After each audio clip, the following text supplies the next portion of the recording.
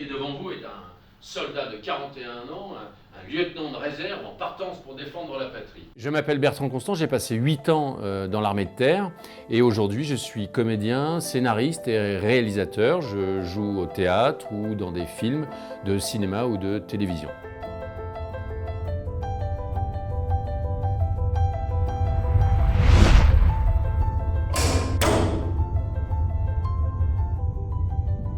J'ai été à Saint-Cyr de 20 ans à 23 ans. Ce que je voulais avant tout, c'est vivre une vie aventureuse avec un certain nombre de prises de risques. J'étais aussi fasciné depuis tout petit par la Légion étrangère, parce que mon père était officier dans la Légion. En tant que jeune officier, j'ai pu être affecté au 2e REP, 2e régiment étranger de parachutistes, en tant que lieutenant, chef de section de combat. Pour moi, ça a été formidable parce que c'est un des meilleurs régiments du monde. Je ne suis pas tellement un homme de bureau, j'aime pas ça. J'aime l'aventure, j'aime le changement. J'ai assez vite compris que ma 2e partie de carrière ne m'intéresserait pas, ou en tout cas pas suffisamment pour que je reste dans l'armée. C'est une décision difficile parce qu'on va vers l'inconnu, et puis aussi parce qu'il y a le regard des autres, le regard des parents, des amis, les camarades militaires, etc., etc. Dans mon cas, même si donc j'ai dû affronter tout ça, il y avait aussi une part de plaisir à faire ce changement, parce que justement ça répondait à une forme d'appel de ma part, mais moi-même je ne savais pas ce que je voulais faire. Donc il ne me restait qu'une seule chose à faire, c'est prendre une année sabbatique et réfléchir à mon avenir.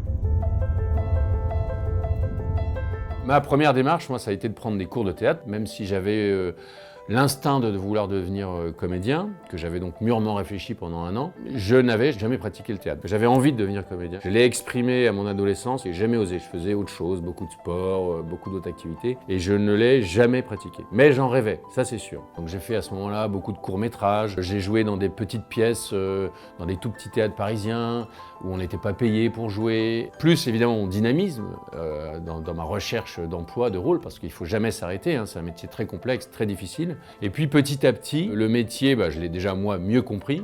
Et ensuite, le métier s'est un peu ouvert, s'est intéressé à mon parcours. Et puis j'ai commencé à tourner dans des téléfilms ou au cinéma pour la première fois. J'ai eu un agent. Et puis tout ça a fait boule de neige. Moi, ma reconversion, je considère qu'elle est totalement réussie. D'abord parce que j'ai vraiment trouvé une voie qui me plaît. J'adore le métier du comédien. J'aime jouer. J'ai suivi une intuition à 30 ans et je ne me suis pas trompé là-dessus. Donc je suis très heureux de jouer. À chaque fois que je joue, je suis très heureux. Quand je joue au théâtre, au cinéma, à la télévision, je suis très heureux. Ce que je trouve passionnant, c'est que j'ai encore une marge de progression. J'ai encore des buts à atteindre qui sont immenses parce que finalement, une carrière d'artiste, elle est, je ne vais pas dire infinie, mais enfin, on ne peut pas fixer de limite à une carrière artistique. Il y a vraiment un côté aventureux dans le métier d'artiste. On parle toujours de la création, oui, c'est une chose, mais cette création, elle se fait dans la solitude, elle se fait sans sécurité, elle se fait de manière inattendue, un peu comme la vie militaire sur le terrain en opération. Mais il faut être inventif quand on fait la guerre. Un bon chef, c'est quelqu'un qui a des nouvelles idées. Là-dessus, je pense que ce sont des points communs. Ensuite, il y a ce côté aventureux. Vous savez, quand on rentre sur scène face à 200 personnes, il faut avoir le cœur bien accroché aussi. Il faut être capable de rentrer sur scène, comme il faut être capable de sauter d'un avion avec un parachute dans le dos. Donc il y a des vrais points communs. Il s'agit d'un peuple conscient qui s'unit devant le péril et met sa vie en jeu pour se défendre. C'est différent. La discipline, seule, ça n'est rien. Moi, ce que je donnerais comme conseil à un militaire qui cherche à se reconvertir, c'est d'abord de bien se poser la question de ce qu'il a envie de faire et donc de bien se connaître et d'arriver à mettre tout de côté.